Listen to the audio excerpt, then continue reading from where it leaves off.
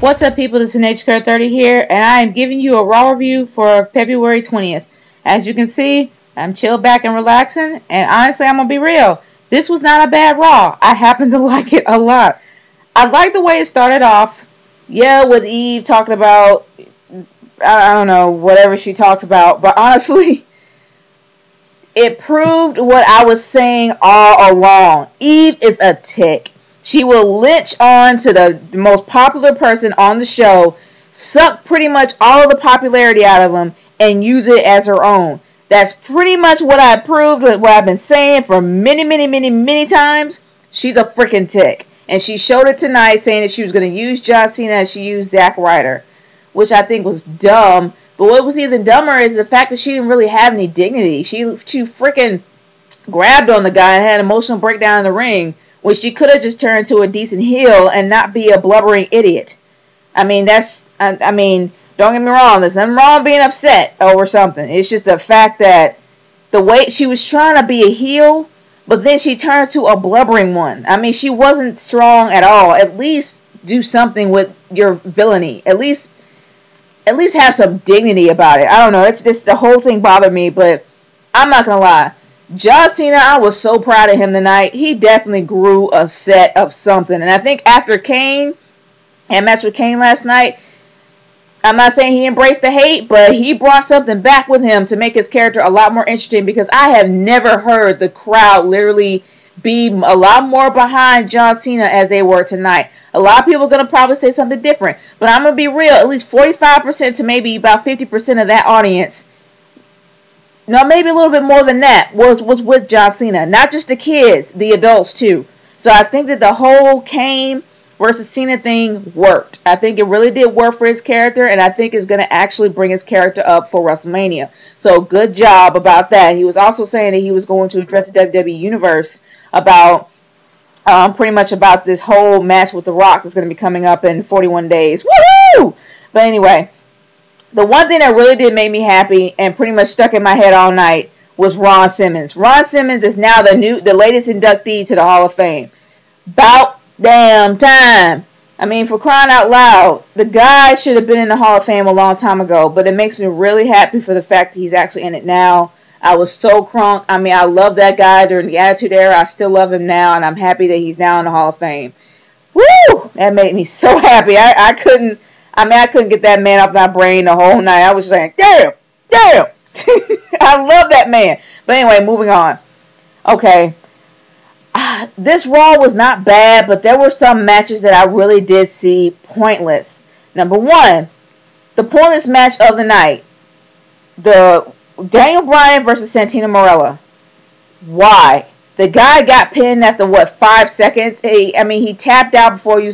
The point is, it really doesn't make any sense for Santino Marella to be in 2 matches. Yes, he actually did do well at the Elimination Chamber last night. I'm not going to lie. He did well, and I'm happy that they're trying to promote him more as a serious wrestler, because he has the talent, and it's about time they've actually done it.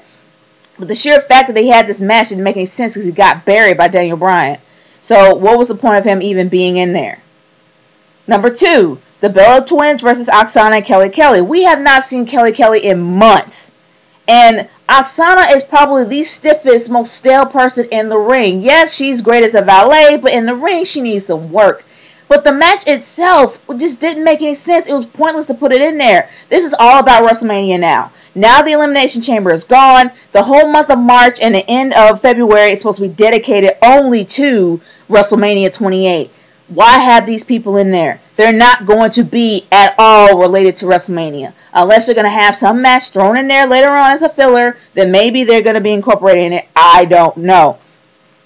The one epic moment of the night was Triple H versus The Undertaker. That little segment that they had in the ring. I am not going to lie.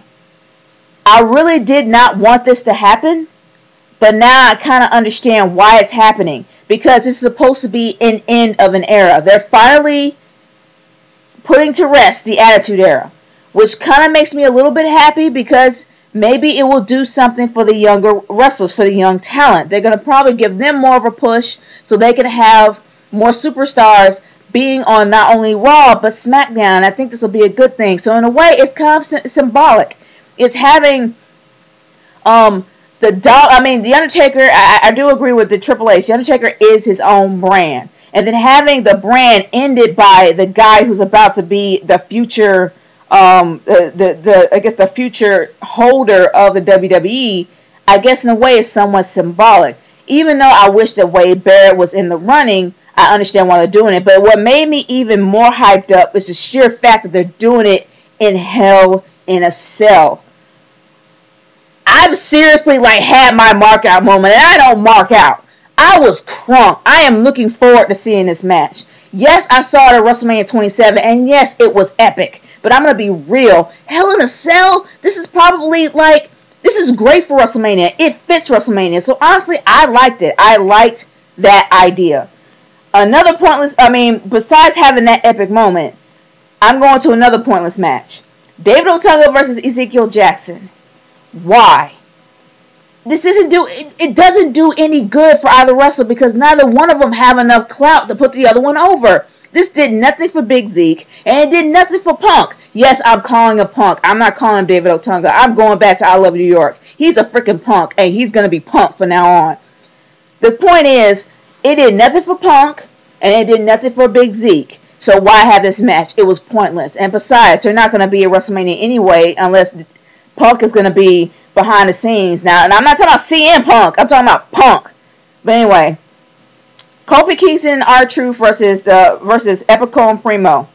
Now, I like this because Epico and Primo have had the belts for far too long. And I would really like to see Kofi Kingston and R-Truth in a tag team.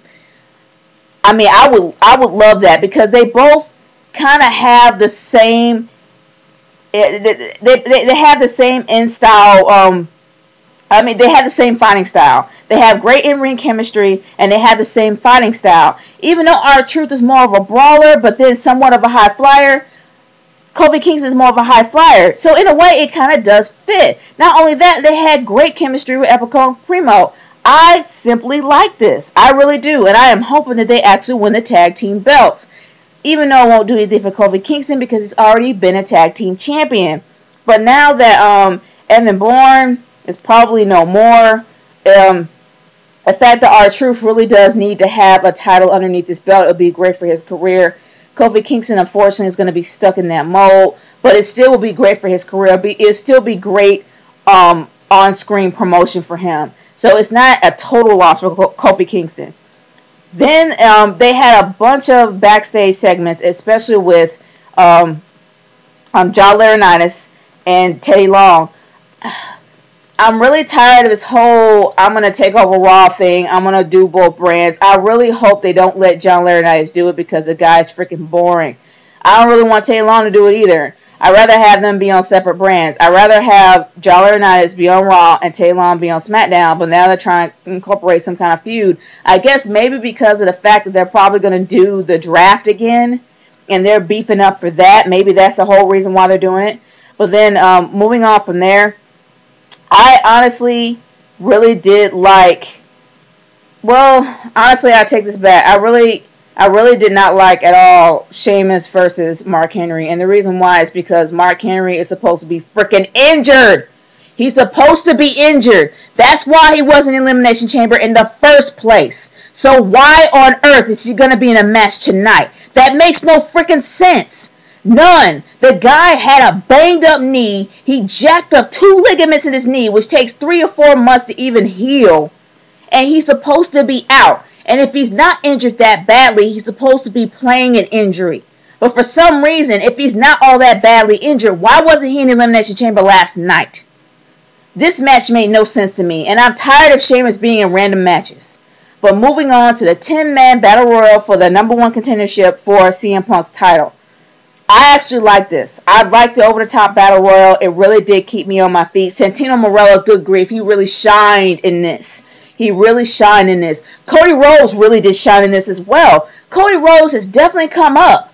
Came up a long way. And it makes me so proud to see me as a #2 Cody Rhodes mark.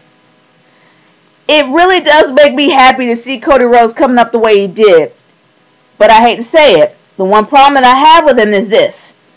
Cody Rhodes has been holding that belt for far too long. And now to the point where the IC championship is becoming a prop. That's the reason why I would love for him to actually get the dual championship. They'd be a World Heavyweight Championship and a World Heavyweight Champion as well as an IC Champion at once. It hasn't happened in 20 years. And I was really looking forward for that to happen. But since he got eliminated, that's not going to happen for him, unfortunately. I'm hoping that he'll actually defend his IC Championship belt to Santino Marella one day, because at least it won't be irrelevant.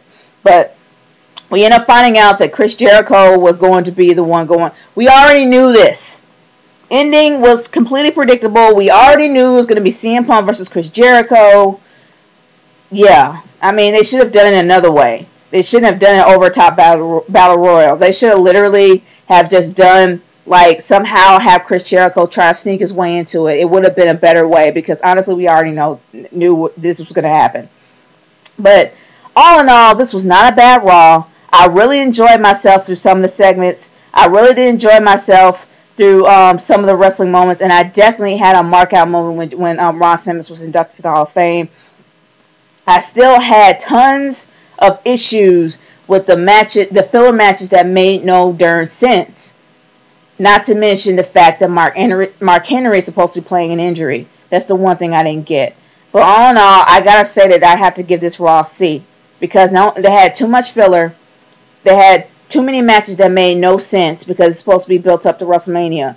But John Cena did make me proud, going on talking about The Rock and actually promoting his match for WrestleMania. He made me proud, so I'm giving it a C. That's my verdict, and I'm sticking to it. I finally got done with my review of John Cena's first movie, Legendary, so I'm probably going to put it up on Wednesday instead of Saturday. But the other one for Gridiron Gang, I don't know. Whenever I get done with that, I'm going to actually put it up. But this is Nature Girl 30 signing off. Peace out, y'all. See you later.